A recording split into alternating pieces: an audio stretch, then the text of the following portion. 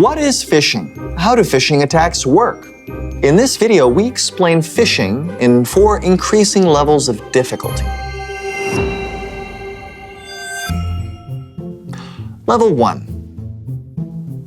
How do you know if you can trust someone? All kinds of signs will tell if a person is trustworthy. For example, police officers or firefighters wear uniforms to show they're on the job.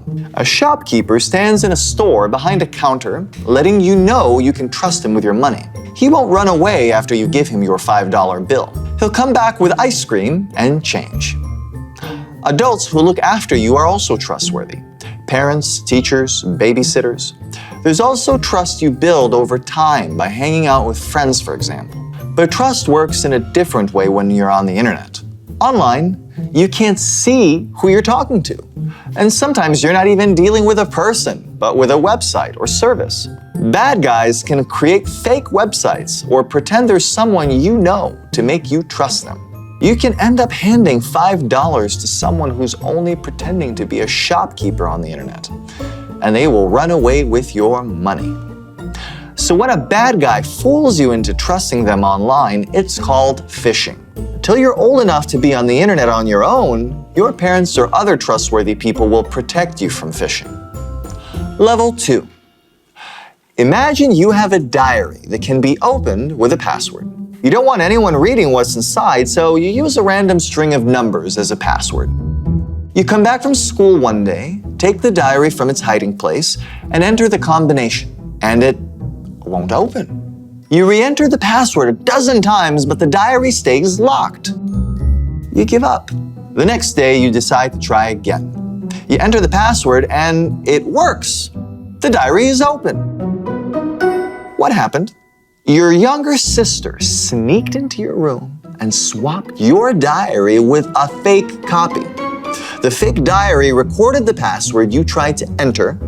The next day, while you were at school, your sister switched the diaries back and then used the password she extracted through the fake diary to open and read all your secrets. That little rascal. That's phishing, the real-life version. The internet version is much worse. Hackers don't need to live in the same house as you to steal the password that holds your secrets. All they need is to fool you into entering it in a fake login box. Level 3. You get an email. Your password has been leaked. Your account will soon be hacked. Click here to change the password now. Oh no! You better click the link. Okay, so this is obviously a phishing attack. Follow the link and you'll get directed to a fake website. If you enter your email and password there, you'll hand them over directly to a scammer. But not all attacks are so obvious. Other phishing emails are thoroughly researched and well done. Here are the red flags. Most phishing attacks rely on your fear of missing out. Look, this sweet deal is available for a very short time. Scam messages that prey on your fears usually go something like this. Someone tried to log into your account. Your password was changed. Your account will soon be deleted because of suspicious activity. These messages are standard practice. You've probably received a legitimate message that sounded similar. That's why many people will not think twice and click the link.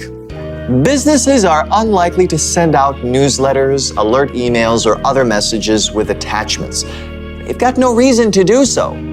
Download an attachment only when you are 100% sure it's not malware. It just doesn't look like it came from that sender. Something is off about the style or contents of the message. This sender had never sent these kinds of offers before.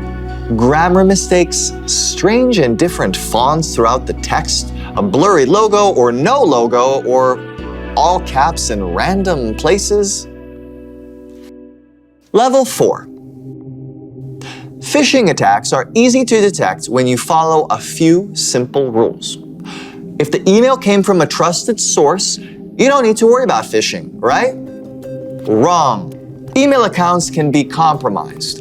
A legitimate email address is no guarantee that the email contents are legitimate. But what about HTTPS websites? They encrypt your traffic, so they can't be websites that are scammy. Wrong again. HTTPS means your conversation with the website is private. But, as writer Scott Hanselman said, you may be having a private conversation with Satan. Around 83% of phishing websites are HTTPS websites.